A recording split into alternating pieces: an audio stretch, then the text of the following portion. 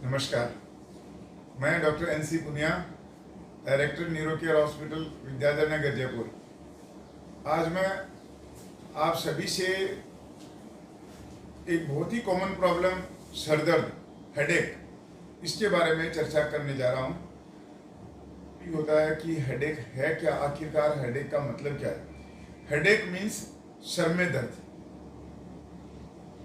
का मतलब सिंपल ये है कि सर में दर्द। अब सर में दर्द है तो सर में दर्द किस तरह का दर्द है, कब हुआ,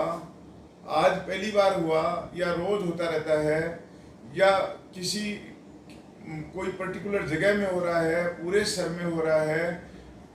आधे सर में हो रहा है, कोई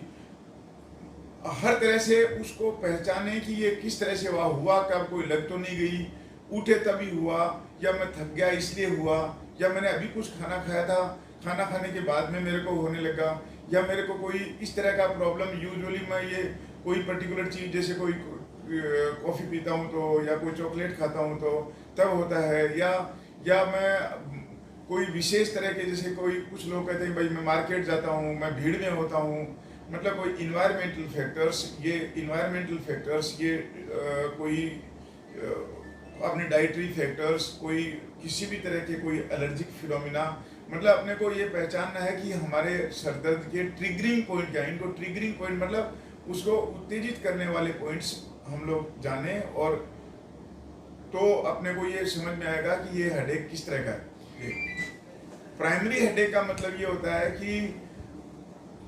सर दर्द के लिए कोई कारण कहीं शरीर में नहीं है, केवल सर दर्द का कारण प्राइमरीली है। जो मैंने ये कारण गिनाया कि भाई किसी तरह से किसी को कोई बुखार हो गया, तो किसी को कोई और कुछ हो गया, तो कोई किसी डाइट से, किसी और से, लेकिन सर दर्द का कारण प्राइमरीली सर में ही है, कोई सिस्टमिक कोज नहीं है। सेकेंडरी हेडेक का मतलब होता है कि सेकेंडरी का मतलब ये है कि ब्रेन, सर में दर्द हो रहा है, लेकिन सर दर्द होने का जो इम्पोर्टेंट कोज है वो सर में नहीं है। सर में अगर है तो वो जो नॉर्मल स्ट्रक्चर्स हैं उनमें एबनॉर्मलिटी की वजह से है। जैसे किसी को ट्यूमर है, किसी को कोई ब्रेन हेमरेज हो गया, किसी को किसी तरह की कोई खून की सप्लाई कम हो गई, किसी को, लेकिन कोई ना कोई सेकेंडरी प्रॉब्लम हुई जो यूजुअली सर में, नॉर्मल सर में नहीं होती। तो लेकिन एक आदमी को सर दर्द हो रहा है तो वो पहचानना डिफिकल्ट है कि मेरे को प्राइमरी हेडेक है या मेरे को सेकेंडरी हेडेक है। ऐसी कंडीशन में अगर आपको थोड़ा सा भी इस तरह का सर दर्द कोई जो आपको ऐसा लगता है कि ये पहली बार हुआ है, अचानक से हुआ और थोड़ा सा तेज हुआ, तो आपको डॉक्टर को कंसल्ट करना ही सेफ रहता है। अगर सपोज आपको लगता है कि नहीं मेरा सर दर्द जो है थोड़ा सा माइल्ड सा था और आपने कोई दवा ली और उससे ठीक हो गया, वापस दोबारा आपको कभी नहीं होता तो ठीक है। अगर वो बार बार आपको एक या दो बार दोबारा होता है, या डल एक्टिंग मतलब धीरे धीरे रहता है आपको, तो आपको डॉक्टर को कंसल्ट करना है। इन्वेस्टिगेशंस, दो तरह के इन्वेस्टिगेशंस होते हैं। एक होते हैं जनरल इन्वेस्टिगेशंस की, कोई किसी भी तरह के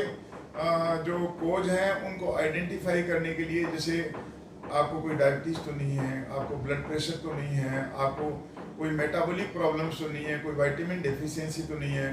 कोई एंडोक्राइनल प्रॉब्लम्स तो नहीं है, कोई इस तरह की कोई प्रॉब्लम तो नहीं है कि जिसकी वजह से जो आपने एक्सेस में ले ली हो, या कोई ड्रग इंड्यूस्ड नहीं है कि कोई पहले आपने कोई दवाई ले रहे हो उसकी वजह से हो। तो ये सब चीज़ें, या आप कोई मादक पदार्थ का प्रयोग तो नहीं कर रहे जो कि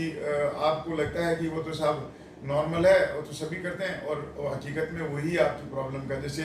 बहुत सारे लोग टोबैको च्यूइंग करते हैं, गुटखा खाते हैं, उनको लगता है ये तो नॉर्मल है, तो रोज़ ही खाता हूँ मैं, ये कोई नशा थोड़ी ना है, लेकिन वो बहुत बड़ा समटाइम्स कारण होता है आपकी प्रॉब्लम का। तो ये तो जनरल इन्वेस्टिगेशंस आपको करके और ये पहचाना है। दूसरे स्पेसिफिक इन्वेस्टिगेशंस का मतलब ये है कि जैसे किसी को सर में दर्द है तो फिर उसको सीटी स्कैन करके या एमआरआई करके ये देखना है कि आपका स्ट्रक्चर्स जो ब्रेन में है, जैसे आपका ब्रेन का जो भी नॉर्मल स्ट्रक्चर होते हैं वो तो नॉर्मल है ना, उनको तो कहीं कोई प्रेशर नहीं है, उनके लिए कोई ऐसा कोई कोई इस तरह का प्रॉब्लम तो नहीं है जैसे कोई मास इफेक्ट कर रहा हो, कोई किसी तरह की कोई ट्यूमर होगी, ये सारी सारी चीज़ें देखने के लिए अपने को ये सीटी स्कैन, एमआर और उससे संबंधित बाद में अगर कोई जैसे किसी को ब्लीड है तो उसको एंजियोग्राफी या ये सब करने की जरूरत पड़ती है। तो ये जानमेंट इसका एज पर दी कोज है, जिस तरह का कारण है, जैसे सपोज करो सारी चीज़ें सीटी स्कैन, एमआरआई ये सब चीज़ें नॉर्मल निकली, केवल आपको पता लगा कि ब्लड प्रेशर हाई है, तो वो केवल वो ब्लड प्रेशर ही आपका कारण होगा।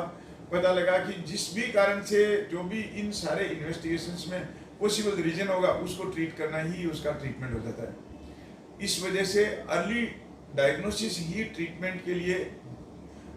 जो थोड़ा सहायक भी होता है और इंडिविजुअल को भी फायदा होता है कि ठीक है उसको कोई भी चीज़ को अर्ली जगह पे ही आपने ट्रीट कर लिया। सपोज करो आपने